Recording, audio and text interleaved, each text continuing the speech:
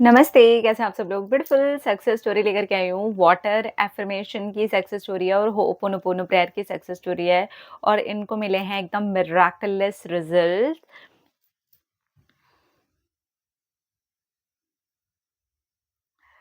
नमस्ते शांभवी मैम, मैं सासाराम से हूँ।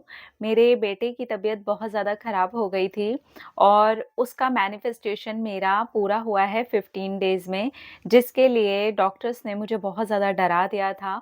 मेरे बेटे को बहुत ज़्यादा बुखार आ रहा था और वो उतर ही नहीं रहा था। शुरू के 3 दिन तो हम लोगों ने घर पर ही इलाज किया, फिर उसके बाद उसको डॉक्टर को दिखाया, तो डॉक्टर ने बोला कि ये तो कुछ सीरियस ही लग रहा है और बहुत तरीके के टेस्ट लिख दिए। हमने बहुत सारे उसके टेस्ट करवाए, तो फिर 2 हॉस्पिटल्स ने हमें रिजेक्ट कर दिया और दूसरे हॉस्पिटल में जाने के लिए बोला और कहा कि इसको किसी बड़े हॉस्पिटल में लेकर के चले जाओ और वहाँ पर जाकर के इसका चेकअप करवाओ। मैं बहुत ज़्यादा डर गई और मुझे कुछ भी समझ में नहीं आया। मेरे जेठ जी का बेटा भी डॉक्टरी कर रहा है।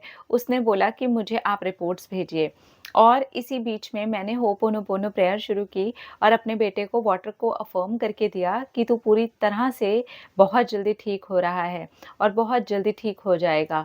फिर जहाँ पर मैं पहले हॉस्पिटल में गई हुई थी, उन्होंने कहा कि इसको जल्दी से जल्दी वहाँ पर लेकर के चले जाओ क्योंकि मैं लगातार हॉस्पिटल्स में कॉल कर रही थी। उन्होंने कहा कि मैटर सीरियस होता जा रहा है और अगर ये ठीक हो भी गया तो कई महीने लग जाएँगे रिकवरी के लिए। इन सारी बातों से मैं और ज़्यादा डरती जा रही थी। तब तक मेरे जेठ जी के बेटे का फ़ोन आ गया। उनको मुझे कॉल करने के लिए जो टाइम लगा वो था 4 घंटे और इस 4 घंटे में मैंने पता नहीं कितनी जगह कॉल कर दिया था। 4 घंटे के बाद में उन्होंने कहा कि सॉरी मैं बहुत बिज़ी हो गया था, रिपोर्ट्स देखने के बाद अभी आपको बताता हूँ, कुछ भी नहीं हुआ है, आप टेंशन मत लो। उन्होंने वहीं से कुछ दवाइयों को लिख कर के भेजा। हमने यहाँ से दवाइयाँ ली और दूसरे दिन से ही मेरे बेटे को आराम आना शुरू हो गया। ना किसी बड़े हॉस्पिटल जाना पड़ा, ना ही कोई ऐसे इलाज करवाने पड़े। लेकिन उन सारी बातों से तो मैं बहुत ज़्यादा डर गई थी। उसके बाद मैं कंटिन्यू हो'ओपोनोपोनो प्रेयर करती रही और अपने बेटे को वाटर को अफ़र्म करके देती रही। 15 दिन बाद ही मेरा बेटा पूरी तरह से ठीक हो गया और स्कूल भी जाने लग गया। मेरा आपको इतना दिल से धन्यवाद निकलता है कि मैं आपको बता नहीं सकती क्योंकि जितनी ज़्यादा नेगेटिव सिचुएशन में मैं वो 2-3 दिन रही हूँ, उतना तो शायद मैं अपनी ज़िंदगी में कभी भी नहीं रही हूँ। मुझे ऐसे लग रहा था जैसे कि मेरी जान पर बन गई है। लेकिन हो'ओपोनोपोनो प्रेयर ने और वाटर अफ़र्मेशन ने मुझे तुरंत ही रिलीफ़ पहुँचाया और मेरे माइंड में 10 तरह की चीज़ें आने लगीं, 10 तरह के सवाल-जवाब आने लगे और रास्ते भी आने लगे। उसी में मेरे जेठ जी के बेटे का नंबर था। उसी बीच में ही जब मैं हो'ओपोनोपोनो प्रेयर कर रही थी और सोच रही थी कि भगवान कोई रास्ता दिखाएँगे, तभी मेरे हस्बैंड ने कहा कि उससे बात करते हैं। तभी हमने उससे बात की। वरना मेरे हस्बैंड और मुझे तो इतना ज़्यादा डरा दिया गया था कि हम लोग तो पता नहीं ज़्यादा ही उल्टा-सीधा सोचने लगे थे। लेकिन पॉज़िटिविटी की पावर ने हमें बचा लिया और मेरा बेटा बहुत जल्दी ठीक हो गया। Thank you, thank you, thank you. Thank you so much. हाँ जी, तो ऐसा बहुत बार हो जाता है। कभी-कभार क्या होता है ना कि डॉक्टर ने देखा और उन्होंने वो रिपोर्ट्स देख कर के कुछ बोला। देखिए, वो भी गलत नहीं बोलते, लेकिन शायद उनको ऐसा लगता है कि वो हैंडल नहीं कर पाएँगे। तो उनको ये नहीं पता जैसे ही वो कहीं और रेफ़र करेंगे, पेशेंट का क्या होगा? पेशेंट के घरवालों का क्या होगा? क्योंकि वो ऑलरेडी टेंशन में होते हैं। वो ऑलरेडी डरे हुए होते हैं, लेकिन डॉक्टर का सिर्फ़ इतना बोल देना कि इसको किसी बड़े हॉस्पिटल में लेकर के चले जाओ, मैं समझ सकती हूँ। ये सुनने में नॉर्मल लग रहा है, लेकिन जिन लोगों पर होता है हुआ है मेरे साथ, मेरे फ़ादर के साथ जब चीज़ें हो रही थी, मुझे याद है ऐसा ही हो रहा था।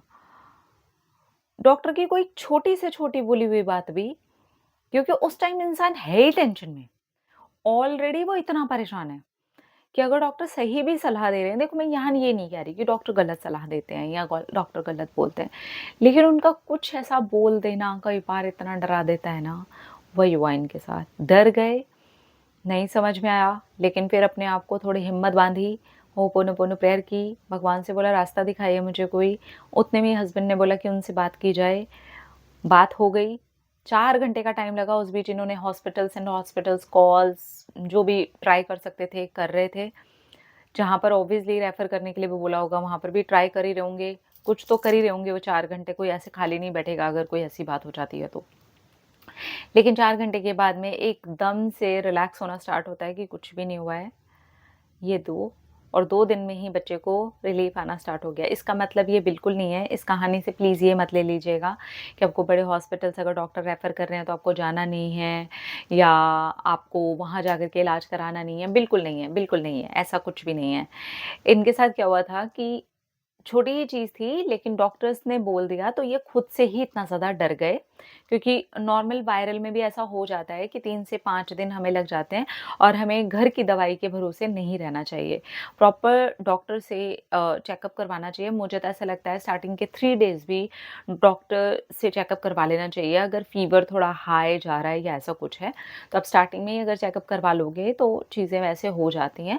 पर इस कहानी से प्लीज़ ये इतना ही मैसेज लीजिएगा कि उस समय पर भी पॉज़िटिव बने रहें, भगवान से रास्ता माँगें, ज़रूर रास्ता निकलता है क्योंकि इंसान उस समय पे बहुत हाथ-पैर मार रहा होता है, भगवान हमें सही रास्ता उस समय पर भी दिखा रहे होते हैं, जैसे कि इनको दिखाया।